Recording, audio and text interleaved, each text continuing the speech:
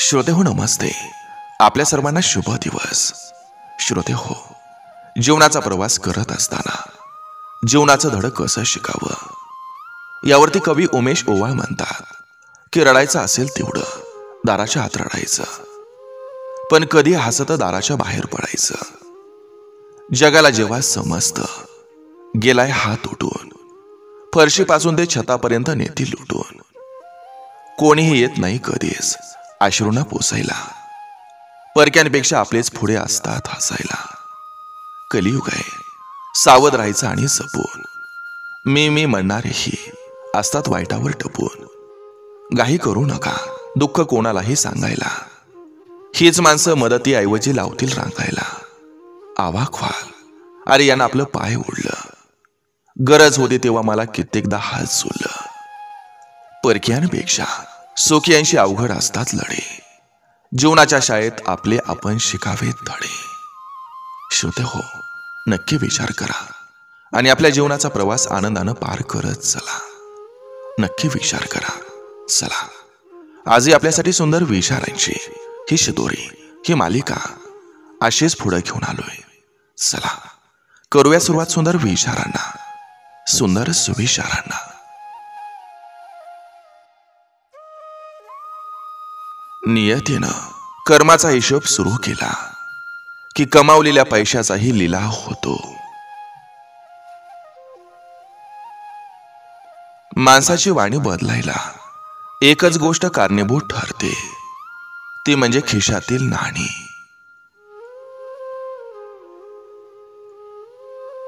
रागात माणसानं कधीच इतकं पुढे जाऊ नये की राग शांत झाल्यानंतर परतीचे सगळेच दरवाजे बंद दिसतील.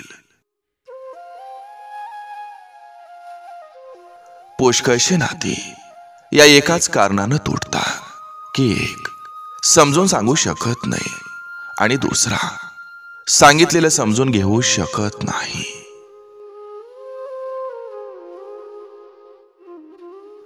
काही लोकांच्या वागण्यात इतका खोटेपणा असतो, पण जगासमोर ते इतका मोठेपणा मिरवतात की समोरच्याला असं वाटतं की या माणसासारखं दुसरं माणूस नाही.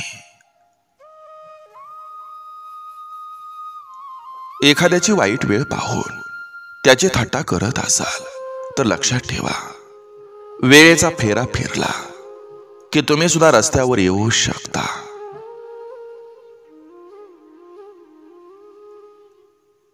गोड बोलण्याचं सोंग घेणारा माणूस हा कधीच कुणाचा हितचिंतक नसतो.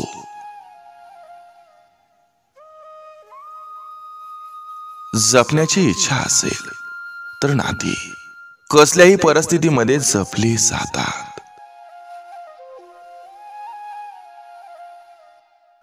संपत्तीच्या दारिद्र्यापेक्षा विचारांचं दारिद्र्य हे खूपच वाईट असतं.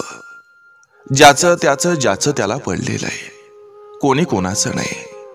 दुसऱ्याचं मन दुखावून मिळालेलं सुख कधीच आयुष्य सुंदर बनवू शकत नाही. कर्म हे सुद्धा चांगलं करत जा. नुसती देवाची पूजा करून काही होत नाही. जब कर्म हो काला तो क्या करेगा ऊपर वाला. माणसानं राजहंसासारखं असावं. आपल्याला जे पटेल तेच घ्यावं, नाही पटेल ते सोडून द्यावं. जीवनात आपलं चांगलं व्हावं हे प्रत्येकाला वाटतं, पण आपल्या बरोबरच इतरांचंही भलं व्हावं ही स्वच्छ भावना मनात ठेवून जगणारी व्यक्ती जगातील सर्वात सुंदर व्यक्ती असते.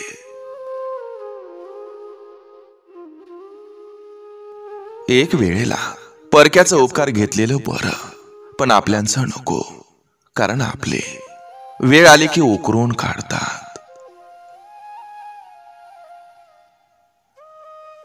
आपले विचार हे पाण्यासारखे असतात. त्यात तुम्ही चिखल मिसळला तर त्याचा नाला होईल, आणि जर त्यात तुम्ही सुगंध मिसळला तर ते गंगाजल बनेल.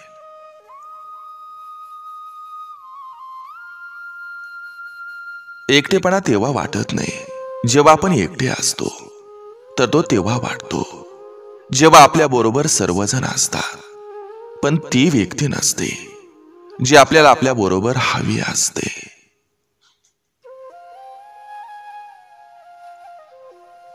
आयुष्य म्हणजे खेळ नव्हे, फुकट मिळालेला वेळ नव्हे.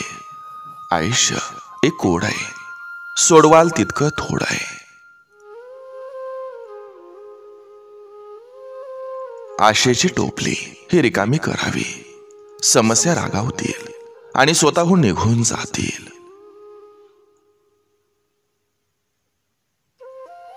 आपलं घरटं सोडून बाहेर गेल्याशिवाय पाखराला आकाशाचा अर्थ कळत नसतो. जगण्याच्या आनंदापेक्षा जगवण्याचा आनंद जास्त असतो. नशीब लागतं या खोट्या जगात खरं प्रेम करणारी आणि खरं प्रेम ओळखणारी व्यक्ती भेटायला.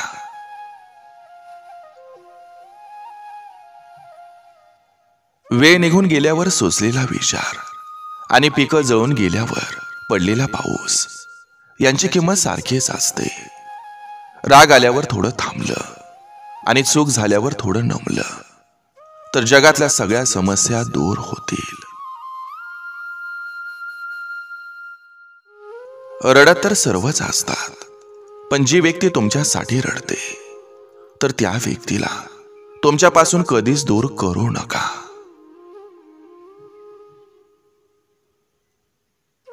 चुका या माफ केल्या जातात, अपमान नाही. काही लोक आपल्याकडूनच शिकतात आणि आपल्याला शिकवतात. आयुष्य जिथून चालू होतं तिथंच संपतं, कारण मुलीला जावई घेऊन जातो आणि मुलाला सून. खरंच जगणं खूप अवघड असतं. आपलं अस्तित्व नेहमी स्वच्छ असावं, मग ते आरशात पाहताना असो किंवा नजरेत पाहताना. वेळ खास असणं हे महत्वाचं नसतं, खास व्यक्तींसाठी वेळ असणं हे महत्वाचं असतं.